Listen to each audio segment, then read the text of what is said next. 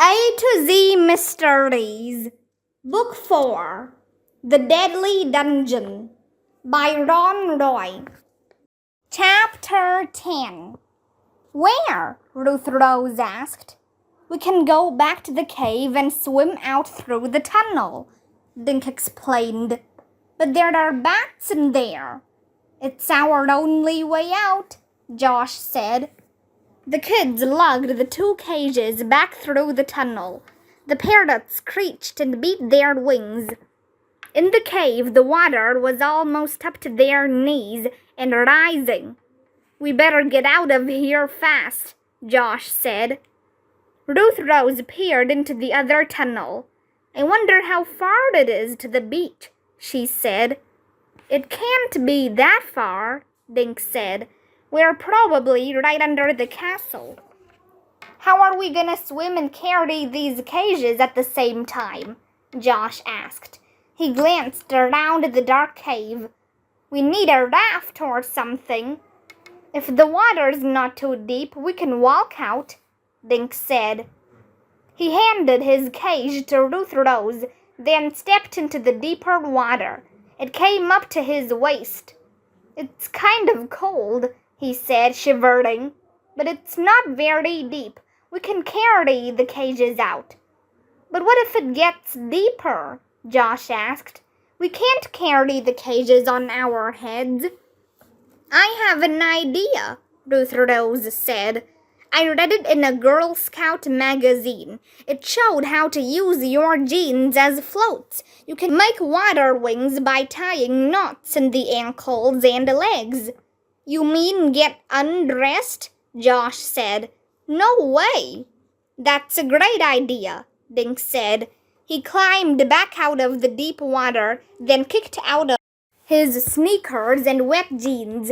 He tied knots in his jeans and put his sneakers back on. Dink looked at Josh. Come on, he said. The water's getting deeper. Okay, but I feel weird, Josh muttered, pulling off his sneakers and jeans. The water reached just below his boxer shorts. Dink tied knots in Josh's jeans, then dropped both pairs into the water. The air-filled jeans floated. Ready? Dink said. They stepped into the water and balanced the 2 cages on top of the floating jeans. It works, said Ruth Rose. This water's cold and yucky, Josh said. At least we can touch bottom, Dink said. Okay, let's go. The tunnel grew darker as they waded away from the cave. The water reached their chests, but no higher. The parrots were quiet, as if they knew they were being rescued. Do you think there are sharks in here? Josh said. His voice echoed. No, Dink said. Just a few man-eating lobsters. Suddenly they heard a whispery sound in the darkness around them. What's that? Ruth Rose asked. Calm down, Josh said, giggling. It's just bats. We must have scared them. Are they friendly? Asked Ruth Rose. Not if you're an insect, Josh said. Finally, they saw daylight. Ahead was the ocean end of the tunnel. We did it, guys, Dink said. They dragged the cages and soggy jeans to the beach near where they'd eaten their picnic. Boy, does the sun feel good, Josh said, flopping down on the sand. The kids rested and caught their breath. Dink and Josh took the knots out of their jeans and spread them out to dry. I was thinking about these parrots, Josh said. I have a book about endangered birds, and I think these guys are in it. Why would anyone hide endangered parrots in a cave? Ruth Rose asked. Poachers, Josh said, pulling off his soaked sneakers. Poachers catch rare animals and sell them for a lot of money. But who? Josh shrugged. Someone who knows about the tunnel. I think I know who it is, Dink said. Josh and Ruth Rose looked at him. Who? Josh asked. Dink looked sad. Walker Wallace. Chapter 11. What? Ruth Rose yelled. That's crazy. Dink shrugged. I found one of the feathers in his jeep and another on his boat. Josh nodded slowly. And when we had our picnic here yesterday, Wallace said Walker had been in the cave. Maybe he found the trapdoor in the playhouse. The footprints on the rug were big enough to be his, Dink said. Ruth Rose stood up and wiped sand off her wet jeans. I don't believe you guys. Walker wouldn't break the law, and he sure wouldn't use his sister's house. I hope not, Dink said. Anyway, let's get the parrots up to the castle. Dink and Josh tugged on their damp jeans and grabbed the cages. A few minutes later, they burst into Wallace's kitchen. She was writing at the table. We found out what's making those noises, Dink blurted out. The kids told Wallace about the tunnel to the cave and the parrots. A trapdoor in the playhouse, Wallace exclaimed with wide eyes. And a tunnel? How incredible! It's like a secret passageway, Josh said. Maybe pirates hid gold down there. Well, I don't know about pirates, Wallace said. But now I know how Emery Scott got all that marble and stuff up here. What should we do with the parrots? Asked Ruth Rose. Show me, Wallace said. They all trooped into the mudroom. When the door opened, the parrots began flapping around in the cages. Their shrieks filled the room.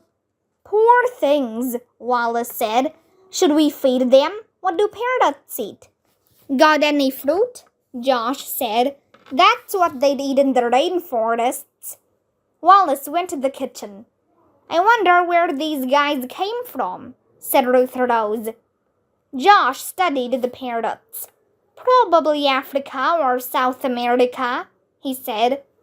How would the poachers get them all the way to Maine? Dink asked. By boat, Josh said. Then a smaller boat would bring them into the cave. A boat like Dink stopped talking as Wallace came back with 2 peeled bananas and a bunch of grapes. They dropped the fruit into the cages. The parrots grabbed the food in their beaks. They were starving, Wallace said. She placed a bowl of water in each cage. I'm kind of hungry too, Josh said. We missed lunch. Well, we can't have that, Wallace said. Come into the kitchen. While she made sandwiches, Dink explained about the light he'd seen in the woods the night before. I bet there were more cages. They must take them out through the playhouse at night. We should hide down there and see who it is, Ruth Rose said. Wallace shook her head. Absolutely not. Those people could be dangerous. She brought out plates and napkins. Today is Sunday, but tomorrow morning I'm going to call the state capitol. They must have someone who deals with poachers. Wallace looked at the kids. Promise me you'll stay out of that tunnel and cave. Dink kicked Ruth Rose and Josh under the table. We promise, he said. After lunch, the kids went back to the playhouse. They cleaned the dishes and swept the rug. I wish we could get these poacher guys, Dink said. I think we should sleep in the playhouse, Josh said. Then if anyone comes, we'll grab them. Josh, they'd grab us and stick us in a cage, Ruth Rose said. Besides, Wallace would never let us stay down here, Dink said. But I have another idea. At 1:30 in the morning, the kids were crouched by the window in Dink and Josh's dark room. They were fully dressed. Josh yawned. Maybe no one is coming tonight. Maybe they know we found the cages, Dink said. Walker could have seen us from his boat. I still don't think it's Walker, Ruth Rose said. But whoever it is will have to come to feed the parrots, right? Right, Dink said. Let's take turns watching. I'll go first. You guys can snooze. Wake me up if you see any bad guys, Josh said, flopping on his bed. Well, I'm not tired, Ruth Rose said. I hope they go to jail for 100 years. She and Dink stared out into the darkness. The alarm clock counted away the minutes. Josh began snorting. Look, Ruth Rose whispered a while later. A firefly. Dink saw a light moving slowly through the darkness. Wake Josh, he told her. That's no lightning bug. The kids tiptoed past Wallace's room, then hurried down the steps and out through the mudroom door. Creeping silently, they approached the playhouse. Moonlight fell on the clearing. A few yards from the playhouse, a dark car stood in the shadows. Dink grabbed Josh and Ruth Rose and pointed. It was Walker's Jeep. I guess you were right, Ruth Rose whispered sadly. The kids inched forward. Suddenly, Dink saw a light coming from the playhouse. A man was bent over, pulling open the trap door. A glowing flashlight lay on the floor next to his feet. The man stood up. In the flashlight's beam, Dink recognized who it was. Ruth Rose grabbed his arm. Ripley Pierce, she whispered. A moment later, Rip disappeared down the steps into the tunnel. Suddenly, Josh bolted around the corner of the playhouse and through the open door. Before Dink could say anything, Josh slammed the trap door shut. Dink heard the spring lock snap into place. Chapter 12. What's Operation Game Thief?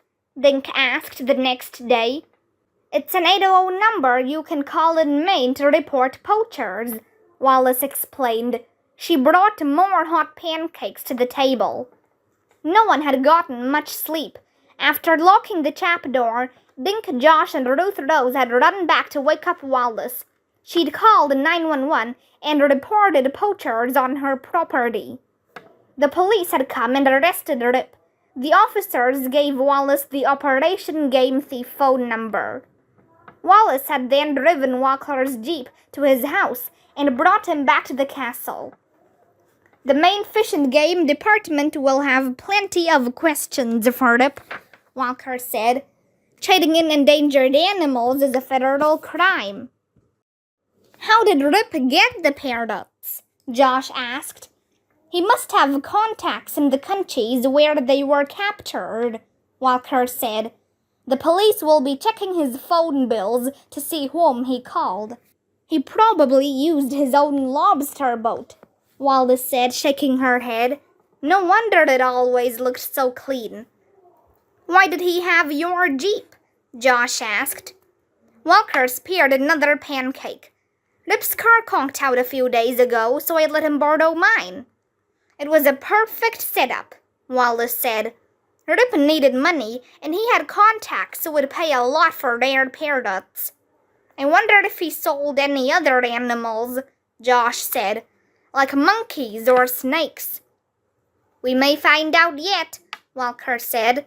He winked at Josh. What made you decide to shut the trap door on Rip?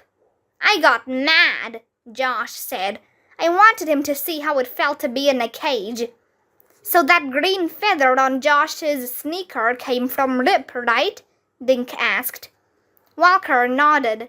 He probably brought it into the Jeep on his foot, and the one you found on my boat got there the same way.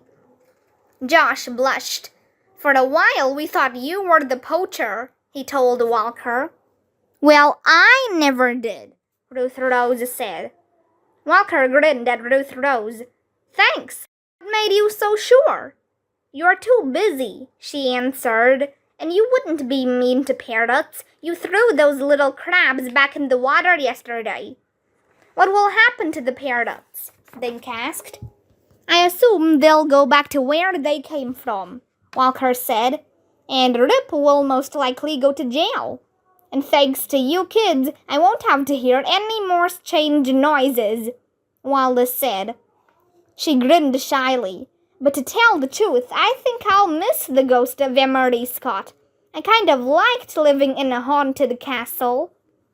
Just then a loud screech came from the mudroom.